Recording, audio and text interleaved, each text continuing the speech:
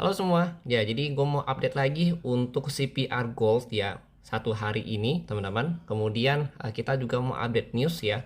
Jadi kalau kita perhatikan udah hampir 1 bulan ini kita nggak dapat news dari USD. And finally untuk hari ini kita ada news yang high impact ya dari USD, yaitu laporan mengenai CPI teman-teman. Oke, jadi nanti gue tunjukin ke lo orang, tapi kita check it out dulu untuk lihat CPR hari ini.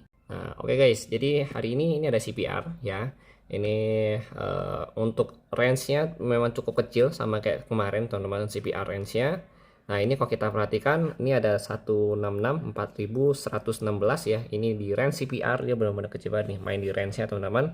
Artinya dia masih belum menentukan dia mau movement-nya kemana gitu. Kalau kita lihat dari CPR-nya dia ya. Kemudian ini R1 sampai R3. Untuk R1 di 4165, R2 4204, R3 4253 teman-teman. Nah, kemudian di S1 S2 ini di bagian bawah, ini S1 ada di 4076 dan S2 di 4026, S3 di 3986 teman-teman. Jadi in case kalau saat ini kalau kita perhatikan selama dia bertahan dia di bawah CPR level, dia ada potensi untuk ngejar S1 sampai S3.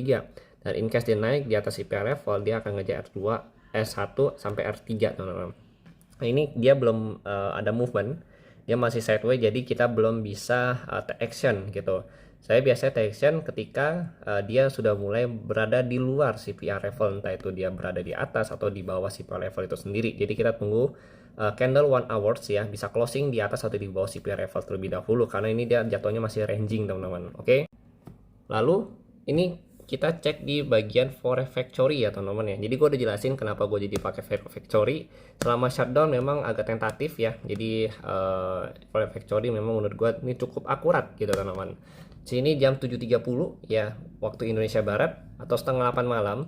Ini ada news dari Core CPI sama CPI teman-teman ya. Ini kalau kita perhatikan 0,3, 0,4 ini ada 29 sama 3,1 ya teman-teman. Untuk forecastnya ya, forecastnya ini memang kalau kita perhatikan memang cukup bagus ya, dari 2,9 ke 3,1 dari consumer ada peningkatan. Cuma ya, let's see nanti hasilnya bagaimana teman-teman ya, aktualnya bagaimana ya, kita perlu lihat nanti data aktualnya dulu, karena ini forecast itu adalah data sementara atau bukan data realnya teman-teman gitu. Oke teman-teman.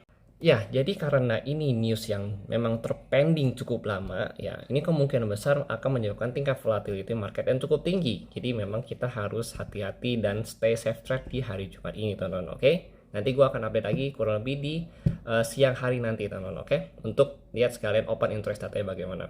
See you!